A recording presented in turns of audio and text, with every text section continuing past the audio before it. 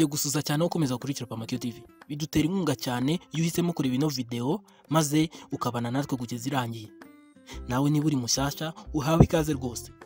Ntiwibagirwe gukora subscribe kugira ngo ujye ubona inkuru zacu mu ba mbere kandi byihuse.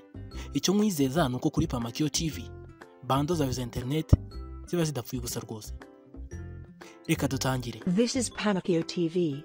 Muri Keep iki gihe watching cya us. internet yamaze gukwira ku isi, usanga umunsi ku wundi abafite ubuhanga mu mitwe yabo ndetse n'abanyamafaranga bakora ibishoboka byose ngo bibyaze umusaruro.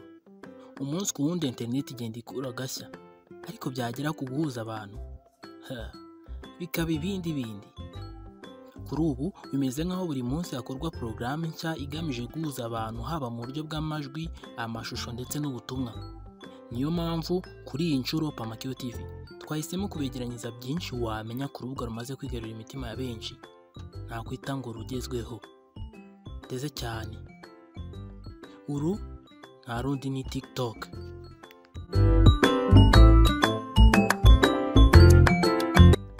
TikTok ni urubuga rumaze igihe gito cyane kuko rwashyizwe ku mugaragaro mu kwezi kwa 9 Nzeri mu mwaka w'ibihumbi 2016. Ni ukuvuga mu myaka 3 gusa ishize uru rubuga rwashingiwe kohereza amashusho cyangwa se amavideo hagati y'abarukoresha, ahanini biturutse ku kuba abantu benshi biganjemo urubyiruko kuri ubu bakeneye kwiyerekana kandi ugasanga baba bikeneye imbuga zabugenewe. Ni muri urwo rwego rero hashinzwe TikTok. Kugera muri uku kwezi kwa 4 Mata 2020, website ya TikTok ariyo tiktok.com iri ku mwanya wa 347 ku isi ku mbuga zishakishwa cyane, nk'uko bigaragara ku ikusanyirizo ry'amakuru rizwi nka Alexa. Alexa isanzwe izwiho gutondeka imbuga hakurikiwe uko zishakishwa ku isi. TikTok ni urubuga kuri ubu rukoreshwa mu ndimi zigera kuri 40 mu rwego rwo kugira ngo ikomeze kwigarurira abatuye isi. Noneho kugira ngo wumve uburyo uru rubuga rumaze kwigarurira abatuye isi, wamenye ko rumaze guca kuri Instagram cyangwa se rumaze kurusha abakiriya Instagram nyuma y'uko abantu bamaze kurukura kuri internet cyangwa se kurudownloadinga basaga miliyoni 238 muri uyu mwaka gusa. Nibisanzwe. Ubusanzwe TikTok isanzwe ifitwe na kompanyi y'Abashinwa yitwa ByteDance, ikaba ibereyeho gukwirakwiza amashusho manini ari hejuru y'amasegonda 60, ari nayo mpamvu itangiye guca kuri Instagram kuko yo ntabwo ibasha kugaragaza amasegonda arenze 59 gusa.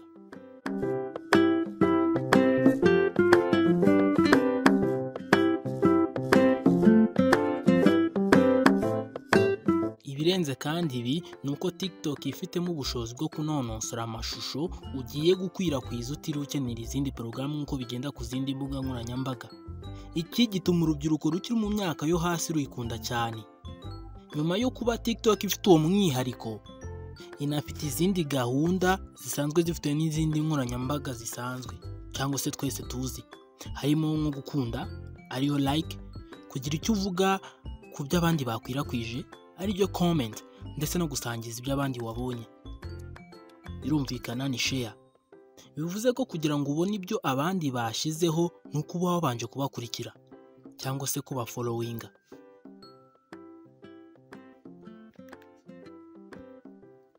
Uru rubuga rukimara kujyaho, abenshi bavuga ko mu gihe uri kwikoresha ishakisha iminwa ikoresheje kamera ya telefone bityo y'ubwayo ikabasha kwikorera akazi karimo kongera ubwiza ku ifoto. Nyamara hanyuma y'ibi byagaragaye ko TikTok ibasha no kuvumbura ibindi bikorwa nyirayo aba ari gukora mu gihe yayifunguye akerekezaho kamera. Nk'iyo uri kubyina cyangwa uri gukora imyitozo, TikTok ihita ibimenya maze ikanonosora ifoto iyishyiraho ibintu byose birebana n'igikorwa urimo ukurikije ibyo yabonye. Wow! Uretse ibi kandi, abantu benshi batangiye kuyifashisha cyane biyegereza umubare w'ababakurikira, aho usanga nk'abanyarwenya bifashisha TikTok bakabasha gusetsa abantu, ari nako babyaza umusaruro ibikorwa byabo. Uru rubuga rumaze gutera imbere cyane, ndetse hari n'abantu bamaze kumenyekana cyane babikesheje urubuga, harimo nk'uwitwa Tony Hawk uzwi cyane mu kugendera ku nkweto, skateboarding, ndetse n'undi witwa Jimmy Fallon. Ushobora kwibaza uti ese TikTok ikoreshwa na bande cyane?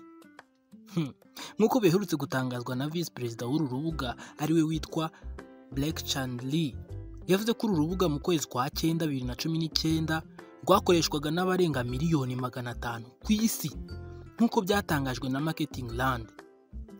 Abangana na 40 byabo bose bivuga ko rwari urubyiruko ruri hagati y'imyaka 16 na 24 nk'uko byatangajwe na Global Web Index.